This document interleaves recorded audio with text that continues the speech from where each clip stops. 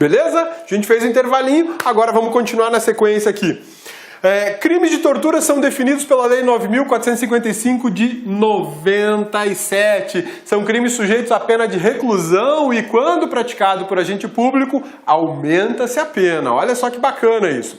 Vamos falar um pouquinho agora de privacidade e intimidade, tá? Que é um outro direito decorrente do direito à vida. A Constituição Federal, na proteção da vida, estabelece defesa à intimidade e à privacidade. Essa proteção é relativa. Eu não tenho proteção absoluta da intimidade e da privacidade. Da intimidade tem uma proteção quase absoluta, mas ela não é absoluta e a gente já vai descobrir por quê. Não pode servir para cobertar crimes. Ou seja, eu não posso me utilizar da minha intimidade para me proteger do direito de punir ou do direito de investigar que o Estado tem. Então, por essa razão, a gente entende que a intimidade tem uma proteção relativa.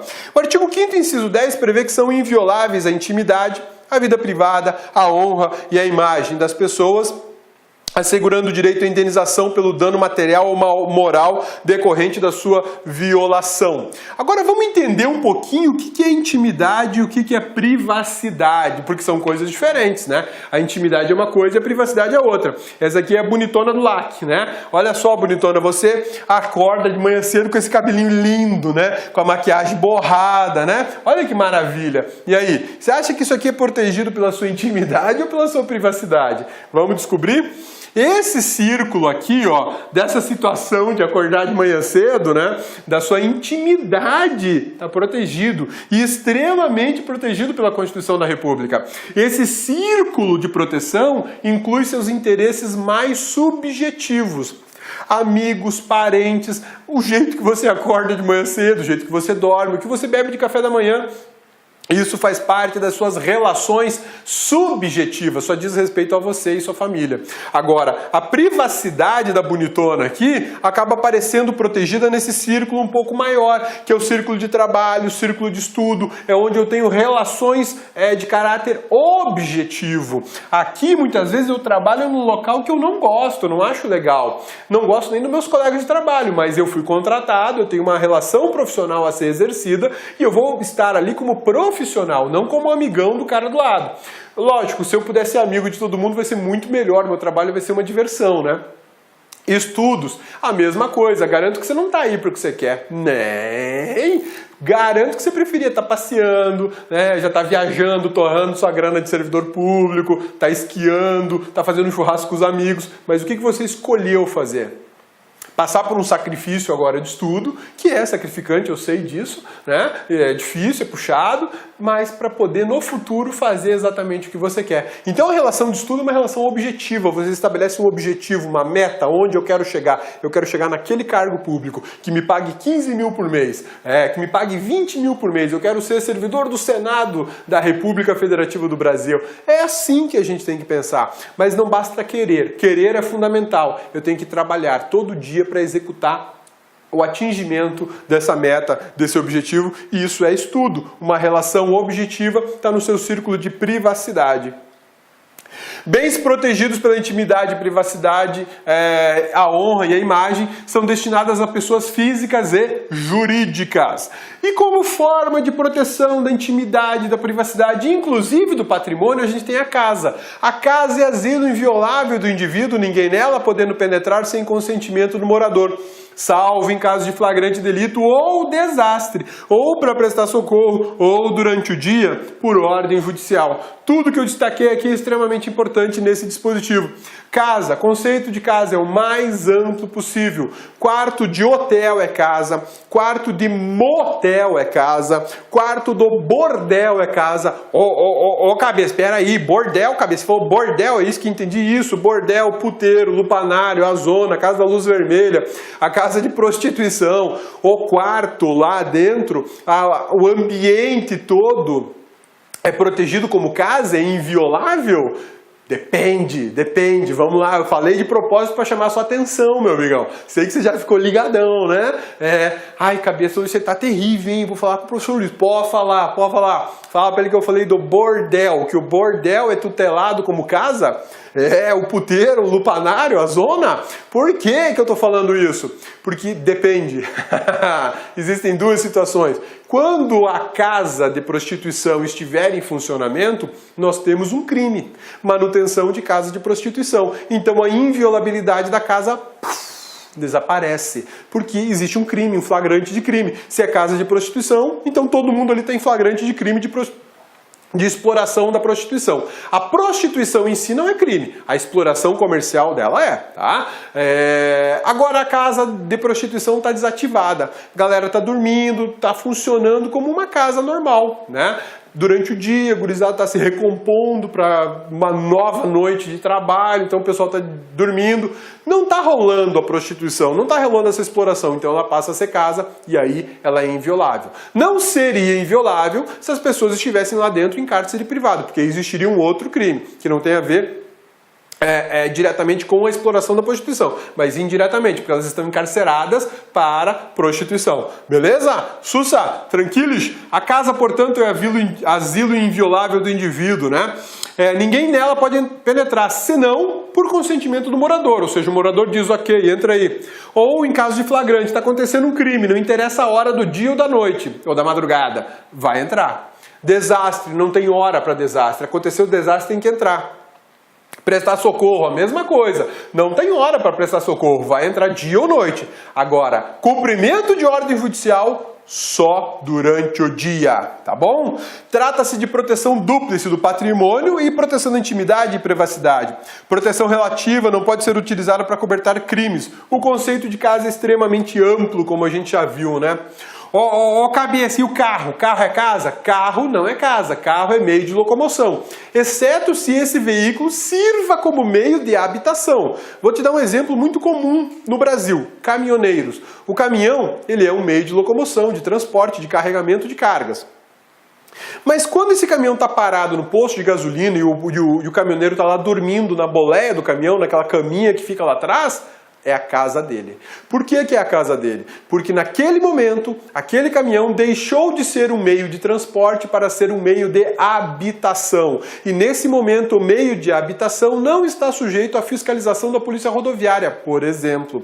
Sim, porque ele está parado, ali ele é casa. Invasão daquele caminhão só se houver crime. Ou durante o dia, por ordem judicial. Qual seria uma possibilidade de abordar o caminhão sem o consentimento do motorista e proprietário do caminhão? Quando o caminhão está circulando na rodovia, porque aí ele não é mais casa, ele é meio de locomoção. Ou tem um flagrante de crime dentro do caminhão, vai entrar. Ah, precisa prestar socorro, o motorista está sufocado lá dentro, vai entrar no caminhão, tá bom? Beleza? Sussa, tranquilos? É inviolável o sigilo de correspondência das comunicações telegráficas, de dados e das comunicações telefônicas, salvo no último caso por ordem judicial nas hipóteses e na forma que a lei estabelecer para fins de investigação criminal ou instrução processual penal. Pessoal, esse é o sigilo mais comentado em concurso público, em provas de concurso público. Sigilo de correspondência, sigilo de comunicações telegráficas, sigilo de dados e sigilo de comunicações telefônicas. Sigilo de correspondência epistolar, a cartinha, tá? A cartinha. Então as cartinhas estão sujeitas ao sigilo de correspondência. Já as encomendas, né? Você pede uma geladeira, uma TV, um televisor, ou sei lá, um computador, um telefone que vem pelo correio. Aí, meu amigão, isso aí é encomenda, isso aí não é correspondência epistolar. A inviolabilidade do sigilo de correspondência está aqui, para correspondências epistolares, tá bom? Isso é posicionamento do Supremo Tribunal Federal, não é o cabeça que achou bonito esse nome horroroso, epistolar, né? Comunicações telegráficas, o que é isso? Telégrafo, código Morse, isso aí está protegido como se fosse uma ligação telefônica. Sigilo de dados. Aqui, ó, deixa o cabeça pegar, vai, não tá aqui o telefone do cabeça, né? Tá ali, tá preso no tripé, não dá para tirar. Comunicação de dados. A comunicação, a transmissão dos dados é tutelada, a gente chama isso de comunicação telemática, ela é protegida pelo sigilo de dados. E os dados, por si só inseridos no meio de armazenamento magnético, também são tutelados pelo sigilo de dados. Vou te dar um exemplo, uma pessoa que é presa com um celular. Esse celular o policial não pode começar a vasculhar para saber quem é que ligou, quem deixou de ligar, telefones importantes para investigação. Negativo, tem que ser fechado, de preferência desligado para preservar o equipamento, coloca no envelope ou num plástico, lacra e entrega na mão do juizão e fala assim, juizão, autoriza a quebra do sigilo de dados para executar perícia nos dados do aparelho. Aí o juizão vai falar ok ou vai dizer não. Se ele falar ok, pode rasgar aquele plastiquinho, abrir aquele celular e vasculhar do início ao fim. Você vai encontrar muita coisa bacana. Fora isso, você tem violação do sigilo de dados. E o sigilo das comunicações telefônicas. Quando você está conversando com uma pessoa qualquer por telefone, essa ligação é protegida por sigilo. Ninguém pode ficar ali de butuca ouvindo a sua conversa, tá? Isso é o que a gente chama de sigilo de comunicações telefônicas. Todos eles podem ser quebrados na esfera penal e na esfera civil. Olha o que eu estou te falando. Todos esses sigilos podem ser quebrados na esfera penal e na esfera civil. Todos. Agora, uma coisa extremamente importante, meu amigão, olha aqui pra mim, nos meus olhos, bonitona, olha aqui pra mim, nos meus olhos. Eu vou repetir o que eu disse pra vocês. Sigilo telefônico, sigilo de dados, sigilo telegráfico e sigilo de correspondência, todos eles podem ser quebrados em processos cíveis ou criminais, ok? Acontece que o sigilo telefônico para interceptação telefônica, o sigilo telefônico para interceptação telefônica só pode ser quebrado para fins de investigação criminal. Beleza? Então olha lá, a interceptação telefônica só pode ser quebrada para fins de investigação criminal, seja no inquérito, seja na ação penal. Tá legal? Por que eu estou dando esse destaque para você? Porque a quebra do sigilo telefônico pode acontecer da seguinte forma. Companhia de telefone, me diga de quem é esse telefone e quais foram as últimas 100 ligações que ele fez. Quebrei o sigilo telefônico. Quebrou o sigilo telefônico. Me dá o endereço da pessoa, o nome completo. Quebrou o sigilo telefônico. Né? Para quem ele está ligando, me identifica os outros números, quebrou o sigilo telefônico. A questão de fornecer quem é o titular do número telefônico já tem se discutido muito isso na justiça e pretende-se que as empresas não neguem essa informação. Mas até hoje, de forma, digamos assim, como regra, é quebra de sigilo telefônico. Agora, outro pedido. Companhia telefônica, vamos interceptar o número tal e o número tal. Cadê a ordem judicial? Mostrando que isso é para fins criminais. Percebeu a diferença? Ah, cabeça! Então quer dizer que numa ação de investigação de paternidade eu posso pedir a quebra do sigilo telefônico? Pode. Pode pedir a quebra do sigilo telefônico numa ação de investigação de paternidade. Você pode pedir a quebra de sigilo telefônico numa ação de cobrança. Você pode pedir a quebra de sigilo de dados numa ação civil qualquer. Né? Uma ação civil de investigação de paternidade, de herança, de cobrança, o que for, de improbidade administrativa, de ação civil pública. Tá bom? Fique esperto com isso, meu amigão. Muito esperto. Observações importantes, sigilo de correspondência, só epistolar, carta, violação de carta, acarreta crime previsto no artigo 151 do Código Penal. Sigilo de correspondência não pode acobertar crimes, possibilidade de violação da correspondência no sistema penitenciário. Isso é uma medida excepcional. O Supremo Tribunal Federal decidiu que podem ser abertas as cartas dos presos. Por quê? Por uma questão de segurança, né? Observações importantes. O sigilo de correspondência não alcança o sigilo de e-mail, porque o sigilo de e-mail é protegido pelo sigilo de dados, sigilo telemático, não é sigilo telefônico. Sigilo de e-mail está vinculado ao sigilo de transmissão de dados. Princípio da inviolabilidade das comunicações telefônicas não é absoluto. Isso aqui é um julgamento do Supremo Tribunal Federal que você pode analisar com calma aí no seu estudo e sem medo de chorar, porque ele é muito simplesinho. E o destaque aqui é super importante. O princípio da inviolabilidade da comunicação não é absoluto. Por quê? Porque a Constituição autoriza a sua quebra. Gravação telefônica é diferente de interceptação telefônica. Toma cuidado com isso, tá? Interceptação telefônica. Duas pessoas conversando. Aí tem um cabeçudo no meio da conversa. Ninguém sabe que esse cabeçudo está ali no meio da conversa e está ouvindo. As duas pessoas estão conversando achando que só elas estão ouvindo as conversas delas. Mas tem um cabeçudo interceptando toda a ligação. Sem autorização judicial. ou com autorização judicial. Se for sem autorização judicial é crime. Se for com autorização judicial, só se for para fins de investigação criminal. Já a gravação telefônica é diferente.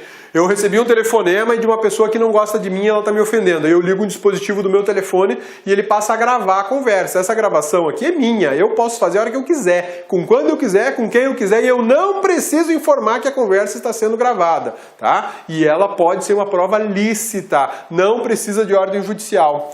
Terceiro que grava interceptação telefônica com autorização de um dos interlocutores. Olha lá. Duas pessoas conversando, né?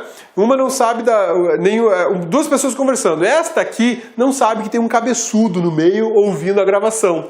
E esse cabeçudo está ouvindo e está gravando tudo sem participar da conversa, mas fez isso a pedido desta pessoa, tá? Neste caso, trata-se de uma interceptação criminosa. Não pode. É interceptação telefônica, reconhecida pelo Supremo como interceptação telefônica. Aqui, ó, STF HC 80949. Muito cuidado com isso, galera.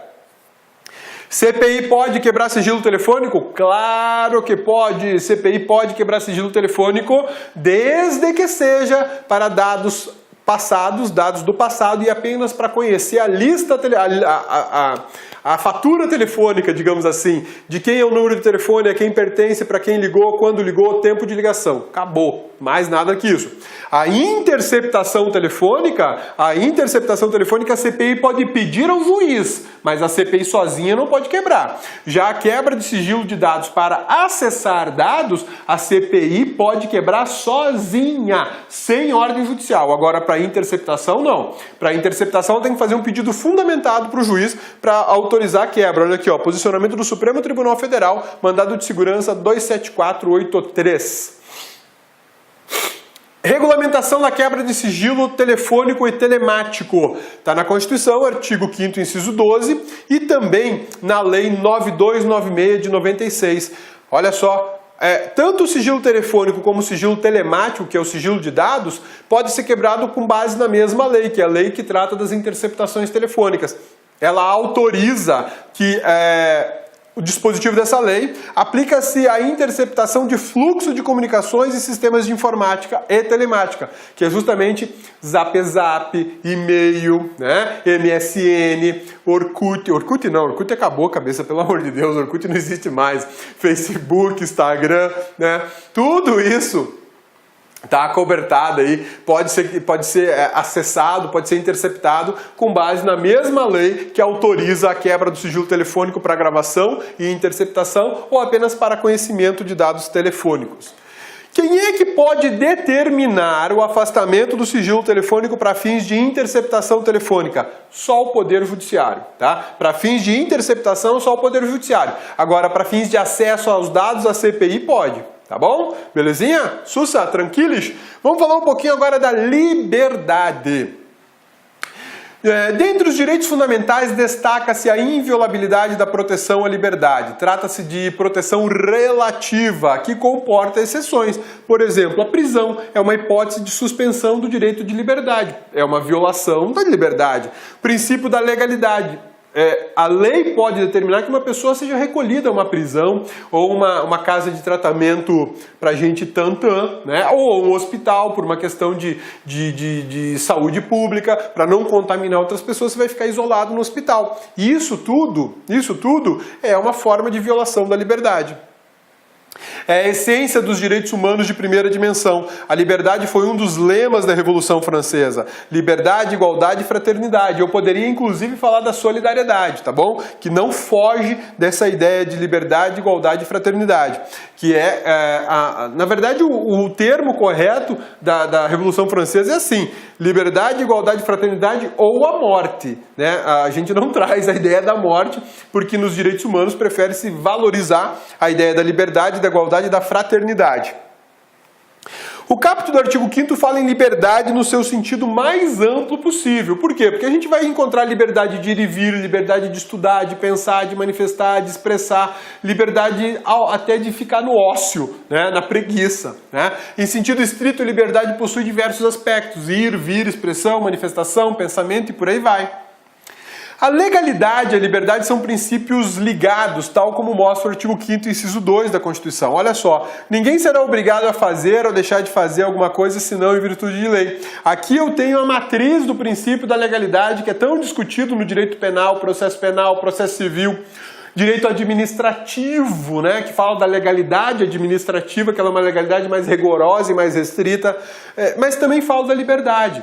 Eu não sou obrigado a fazer se a lei não me impuser. Por isso que a liberdade e a legalidade caminham juntas o tempo inteiro, até porque o Brasil é um Estado democrático de direito e é um país legalista, é um país regulado por uma Constituição diretiva. Daí a ideia e o posicionamento científico da doutrina de que liberdade e legalidade caminham juntas, né? Garante-se a liberdade de fazer ou de não fazer, mas verifica-se uma limitação pela lei. Isso aqui é o princípio previsto no artigo 4 da Declaração dos Direitos do Homem e é uma citação do professor Pedro Lenza, que tem um livro fantástico sobre direito constitucional para concurso. Vale muito a pena você ir lá e conferir, né? Direito Constitucional Esquematizado, do professor Pedro Lenza. Sou fã dele. A lei, nesse caso, deve ser interpretada no sentido genérico, norma, né, quando eu tenho limitações. A liberdade de pensamento é outra manifestação da garantia da proteção da liberdade. Isso aqui está no artigo 5º, inciso 4. E olha que bacana. É livre a manifestação do pensamento, sendo vedado o anonimato. Meu amigão, você pode falar o que você quiser, mas identifique-se. Por quê? Porque se você ofender alguém, esse alguém tem direito a defender-se, tem direito de resposta proporcional ao agravo que sofreu. Você tem liberdade de falar, de se manifestar, de se expressar, de agir, até liberdade para praticar crimes. Mas observe, toda ação gera uma reação. Se você falar e ofender alguém, o ofendido pode reagir. Se você praticar um crime e lesionar alguém, o Estado vai reagir. Perceba a diferença. O ofendido que foi ofendido na sua honra, na sua imagem, no seu nome, ele reage proporcionalmente ao agravo que sofreu. Agora, se você praticar um crime, quem vai reagir é o Estado, no exercício do poder punitivo estatal, né? Então trata-se de cláusula geral, de liberdade que autoriza liberdade de manifestação, de expressão artística, de ensino, pesquisa, comunicação, expressão religiosa, política, esportiva, entre outras. A liberdade de manifestação não inclui o direito do discurso ao ódio, tá? Por que isso? O hate speech, que é uma teoria norte-americana que o professor Pedro Lenza trouxe e o STF já enfrentou o tema, ele vem dizer o seguinte: eu acabei de dizer para você que você pode ofender uma pessoa, você tem liberdade para ofender, mas aguente, tolere as punições que você vai sofrer. Segundo o professor Pedro Lenza e o Supremo Tribunal Federal, deve-se observar o discurso do ódio com maior restrição, que não existiria sequer uma liberdade de manifestar o seu ódio, você não teria esse direito, né? Eu vejo até de uma outra forma, mas agora o que eu penso e como eu vejo isso, você não tem que se preocupar. O que você tem que se preocupar é o que o Supremo entende sobre o discurso do ódio. E o Brasil está vivendo muito essa ideia do discurso do ódio, né? Ódio a uma determinada classe política, ódio a uma determinada ideologia política. Isso é muito preocupante no nosso país. E nós não temos direito ao discurso do ódio, que é o hate speech. O professor Pedro Lenza trabalha muito bem isso no livro dele e anotando que o Supremo Tribunal Federal não aceita o discurso do ódio, tá? Liberdade de expressão e o jornalismo. Novamente o STF falando em liberdade. E aqui o STF entendeu que a liberdade de comunicar, a liberdade de informar é extremamente ampla e não é necessário, por exemplo, ser portador de um título de jornalista, de um título de bacharel em jornalismo para ser jornalista. Hoje o Supremo tem o entendimento que a liberdade de informação não pode condicionar a faculdade de jornalismo, por exemplo. Marcha da maconha, olha que interessante. A manifestação do ódio é proibida, mas a marcha da maconha é permitida. Sair por aí falando que maconha é legal, que tem que fumar maconha, que maconha é bom, é bacana, tá liberado. É uma manifestação da expressão. Agora, falar de uma situação de ódio não é liberado.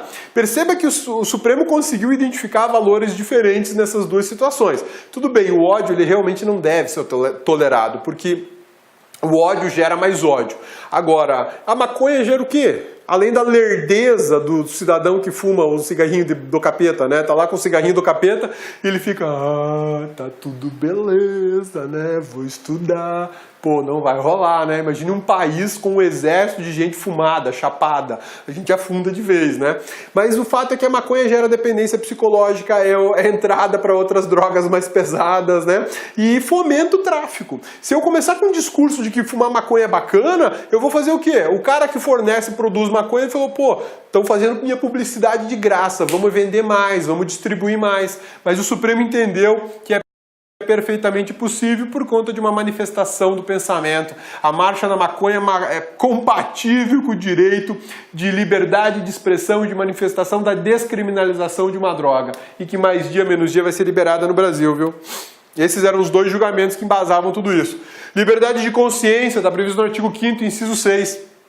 É inviolável a liberdade de consciência e de crença, sendo assegurado o livre exercício dos cultos religiosos e garantida, na forma da lei, a proteção aos locais de culto e suas liturgias. A liberdade de consciência é tão importante no Brasil, primeiro porque o Brasil é um estado laico, o Brasil não tem religião oficial, e segundo porque nós vivemos num pluralismo político que te permite justamente adotar ou ter a religião que você bem quiser, né? A crença que você bem quiser, desde que ela não seja crença ou professar algo que é criminoso. Aí não vai rolar, tá? A garantia do exercício de culto e suas liturgias é baseado na ideia do Estado laico, artigo 19 da Constituição, né? Indica o indicativo de proteção de Deus no preâmbulo da Constituição não quer dizer que nós temos religião oficial. Deus é universal, independente da religião dele. Só teria uma diferença aí para quem é ateu, né? Que não acredita em Deus. Mas aí a pessoa que é ateu teria que ter uma capacidade de compreensão muito significativa e entender que outras pessoas permitem e a Constituição atende esse outro grupo, tá? Ela não é proibida de ser ateu também. Questões polêmicas vinculadas à consciência religiosa e ao Estado laico são citadas pelo professor Pedro Lenza. Eu vou mostrar para vocês alguma. Ó. Ensino religioso em escolas, matrícula facultativa. Eu não posso obrigar uma criança a estudar uma determinada religião. De repente a criança é da religião católica e querem ensinar o candomblé para a criança. Não vai rolar. Os pais vão enlouquecer, vão quebrar a escola. Ou o inverso, né? A criança é do candomblé e querem que ela aprenda o catolicismo. Os pais vão grilar. Não vai dar certo. Então, se o Estado me dá a opção religiosa, de eu escolher o que eu bem entender, eu vou aqui na matrícula facultativa. Feriados religiosos. Já cansei de ver aluno me perguntando, ô cabeça, o Brasil é um Estado laico, mas tem feriado de Nossa Senhora, feriado de santo não sei das quantas, né? Feriado de todos os santos, finados, Corpus Christi, tudo vinculado à religião católica. Então por que tem o feriado? E não tem feriado de outras religiões, como a protestante, os evangélicos, né? A espírita. Por uma razão simples. O Supremo Tribunal Federal já teve que enfrentar essa situação e ele disse o seguinte: o feriado religioso não tem cunho religioso, tem cunho cultural, histórico, por isso é que é feriado. O que se deve valorizar é a cultura e a história de um povo vinculado a uma determinada religião. E isso é um caráter da identidade de um povo, faz parte do perfil de identificação cultural de um povo, beleza? Transfusão de sangue. Existem religiões que não permitem, por exemplo, Testemunhas de Jeová não permite transfusão de sangue, não permite transplante, né? E se a pessoa fizer, ela pode ser rejeitada pela sua comunidade religiosa, tá? Não há crime nem desrespeito à adoção de medidas necessárias à proteção do direito à vida. Isso quer dizer o seguinte: que se um médico precisar efetuar a transfusão de sangue para salvar uma vida, ele vai fazer, ainda que saiba que a pessoa é testemunha de Jeová, tá? Ainda assim ele vai fazer, porque ele tem o dever de proteção da vida. O Estado tem o dever de tutelar a vida. E nessas circunstâncias vai ceder espaço para a opção religiosa, ou melhor, vai ceder espaço à opção religiosa para tutelar a vida. Ainda mais se for menor ou idoso. E mesmo que seja um adulto, ainda que seja contrária à vontade do adulto, o médico pode agir e ele não estará praticando crime. Exercício do curanderismo, aí já não rola liberdade, é crime previsto no Código Penal, né? Artigo 284 do Código Penal. Crucifixos em órgãos públicos. Pô, órgão público está vinculado à ideia de Estado laico, mas eu tenho um crucifixo que representa a religião católica, né? Por que isso? Novamente a gente fala de traços culturais e históricos, né? O Brasil, quer queira, quer não, tem na sua cultura e no registro histórico do desenvolvimento desse país uma marca muito forte da religião católica. Você pode gostar ou não, mas é fato, né? No Brasil não foi realizada uma missa evangélica ou uma cerimônia espírita ou uma cerimônia do candomblé. A primeira manifestação civilizada religiosa no Brasil foi da Igreja Católica, quando Pedro Álvares Cabral chegou aqui. E isso se perpetuou por séculos. Então existe uma história e um traço cultural a ser respeitado, independente da opção religiosa que você tenha. É fundamental que você respeite, né? Guarda sabática, esse é um outro ponto delicadíssimo, né? Os adventistas do sétimo dia e os judeus, eles resguardam o final de sexta-feira, né? O entardecer da sexta e até o entardecer do sábado para atividades que não são atividades sociais. Eu acho isso lindíssimo, acho muito bonito essa dedicação e essa crença que eles têm, né? Tem muita gente que acha um absurdo. Eu respeito profundamente isso porque é um momento que eles resguardam para cultuar a espiritualidade, a religiosidade que eles têm. E eles podem, mas não vai fazer nada. Ele vai fazer atividades vinculadas à religião, à doutrina que eles seguem, né? Então eles não são impedidos de fazer alguma atividade. Eles só não vão trabalhar para ganhar dinheiro. Não, eles só não vão estudar para passar em concurso, não vão se submeter a provas, a testes, seleções, não vão frequentar bares, boates, restaurantes. Mas eles podem ir trabalhar no sopão e fazer um atendimento caridoso no hospital, auxiliar uma família que está construindo um muro porque aquilo faz parte da casa deles, uma família carente, eles vão lá fazer essa ajuda. Isso é possível porque está vinculado à ideia da religião deles. Isso é muito bacana, né? Deixar de fazer para si para fazer para o outro, independente da religião, isso é fundamental, galera. Mas e aí, na guarda sabática, como é que faz concurso público, né? Não há regra legal reconhecendo o direito líquido e certo desses grupos, isso é um problema muito sério, né? O STF ainda não firmou posicionamento sobre a questão. Por exemplo, existem concursos que são realizados no sábado, essa galera aqui fica assim, ó, mordida, né? E eles brigam, eles vão para a justiça, eles questionam. Alguns juízes dizem o seguinte: em garantia do princípio do acesso, do amplo acesso ao cargo público, a prova tem que ser realizada dentro do horário que os adventistas possam participar. Tem juiz que decide assim, tem juiz que não, tem juiz que embaça e fala, você sabia do teor do edital, sabia que a prova era no sábado, você ainda assim se inscreveu, o problema é seu, né? Você não vai fazer essa prova, eu não vou mudar todo o concurso por sua causa. Tem juiz que é assim. Infelizmente não tem um posicionamento definido para isso, tá? Beleza? Sussa, tranquilos? Tendo em vista a garantia de liberdade de consciência, o artigo 5º estabelece a proibição do Estado privar direitos do indivíduo, que é o que a gente vai ver neste slide agorinha, depois do intervalo, tá bom? Já te espero, vai lá tomar uma água e dar uma respirada. Eu também.